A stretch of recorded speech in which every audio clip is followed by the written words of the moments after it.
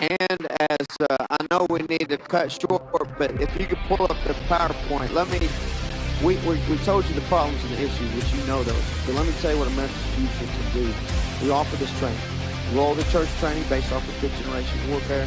Literally train you more in depth on what you're actually looking at, and then give you a detailed operations plan or action plan where you can put feet to your faith, get out there and take action as a team in your community and push these bad actors out.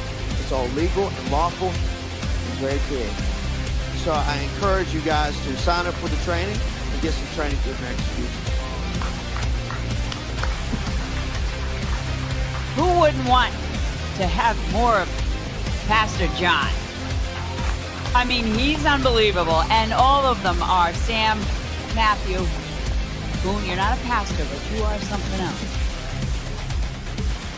Jared is you'll hear more from him on the last panel too. AI and so forth, an expert. And my dear friend David, Pastor David, these guys are the best of the best.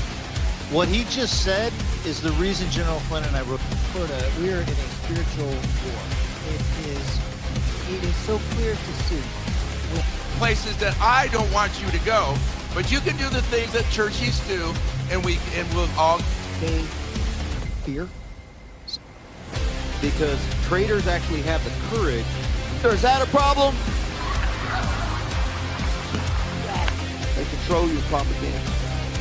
And that's why we do it. And we even attack other people when they don't do it. But if you know who you are, you know who you are in him, you know who he is, you can stand firm and bold in principle. So I'm strolling into Walmart, and the couple from them, they put their stuff on like a bunch of scared kids, and they're scrolling through there, and I'm not even gonna look at the lady. I'm just walking straight, and I can see out of the corner of my eye, she's eyeballing me. And as I get right, almost even with her, she literally yells out loud, "You don't have a mask on!" Well, I did what any Marine would do. I stopped, I made a right face, and I said, "I don't have any underwear on either. Is that a problem?"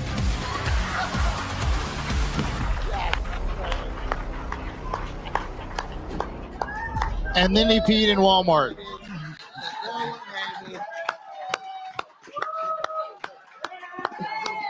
I'm going to remove this real quick.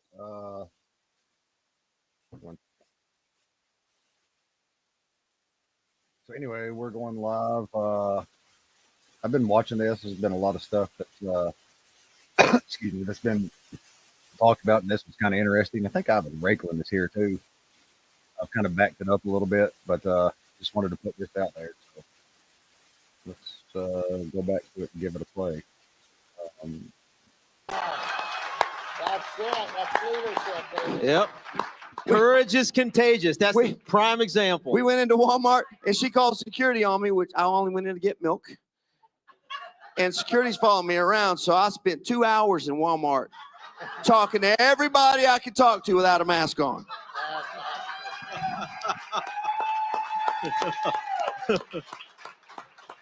All right. And I didn't shut my church down either during the Roni. That's a fantastic story. So what I take away from this is courage is contagious, one. It only takes one.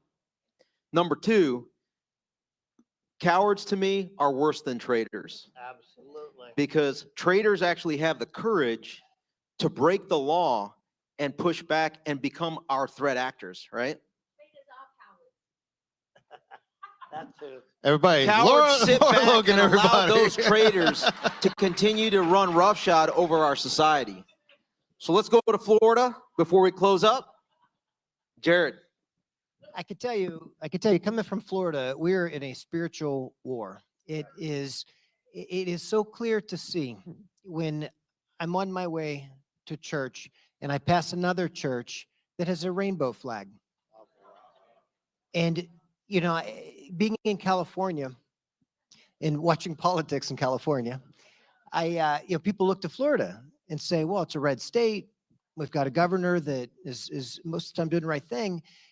But I tell you, we are under attack. We are under a spiritual attack in Florida. And it is so clear. And for those of you that are parents, I can tell you that your children are being attacked. And I want to share one thought with you. I'd like each of you to reflect back to how the feelings that you had after 9/11. And if I asked you, what's your first thoughts that come to mind? Some may say fear. Some may say anger. Some may say unity. But I'm willing to bet the vast majority in the house here today would say God.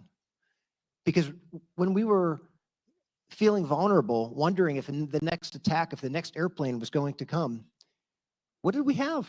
We had God. That was the only thing we had. And I tell you, I encourage you also to reflect back on what was on television in 2001. What were the lyrics of the songs that your children were hearing back in 2001? And then I encourage you to consider the lyrics that your children are hearing in songs today. I encourage you to consider what is acceptable on television today. And it is the clearest picture of the moral decay of our society. It just like our, thank you, just like our only hope that many of us relied on after 9/11, our only hope today is the same. It was yesterday, today, and tomorrow, and that's God. And I tell you, the church is what is going to make the difference and what's going to save this country. Thank you. Fantastic panel. So we're approaching our 1 hour mark, unfortunately. I know. But I want to close with this. You see up here, most of us, actually all of us, know that we are men, unlike some others that are out there. Okay? And what does it mean to be a man? It means to take responsibility. Yesterday, when we went, 2 days ago, when we went to the shelter, Yes. what was lacking at that shelter? I saw one man, you. Yeah. Taking that leadership role, not by position, but by action, okay? So the men that are going to be listening in on this online specifically, you need to look yourself in the mirror and ask yourself, was I a coward, a toxic, feckless, stone cold coward these last 5 years? Come on, brother. And if you were, and if you have any hesitation of thinking, well, and give excuses for your actions, you were a coward. I'll make it easy for you. Bring it, Ivan. Take the example of these leaders up here and look yourself back in the mirror and say, you know what? I'm going to be mentally stronger, physically stronger, emotionally stronger, and spiritually stronger moving forward as I take the enemy and confront it to the maximum, using my First Amendment to articulate who they are, the threat that they are, and that we're not going to have any of it moving forward. Thank you. Let me dovetail into that real quick. Hey, real quick, guys. What he just said is the reason General Flynn and I wrote those books, because people were looking for things that they could understand their operational environment. They were looking for ways that they could empower themselves. They were looking for the thing to do that changes the path we're on. And the first book was a bestseller because of you guys. So it is out there. It's more than just hyperbole. Stand up, reach down, pull yourself up by your bootstraps. Let's go. It's actually that, but it's also about making sure you know who your team is, because we are in a fight and another team does exist, and they want to fight you. So build your networks, get smarter, build your tactics, and strategically attack this environment with the Constitution and with the will of God.